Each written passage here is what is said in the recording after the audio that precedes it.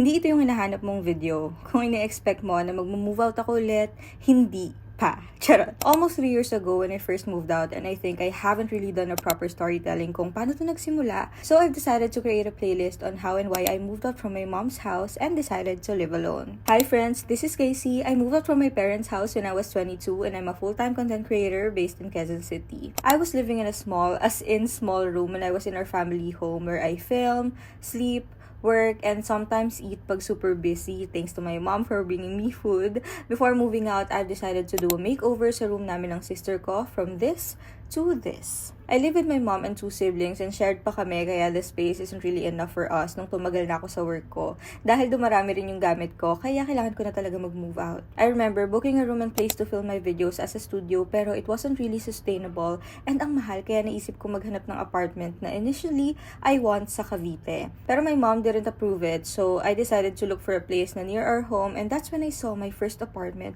and showed it to my mom. Nung una ayaw pa niyang pumayag pero nung nag-decide na ako, go na rin siya. And sabi niya pa sa akin, mixed emotions siya kasi she's proud of me pero nasasad siya na hindi na kami magkasama sa bahay. The whole moving out process wasn't really easy and I'm excited to tell more about this. Kaya if you have any questions, please let me know in the comments so we can address it sa next video. Yun lang. Babu!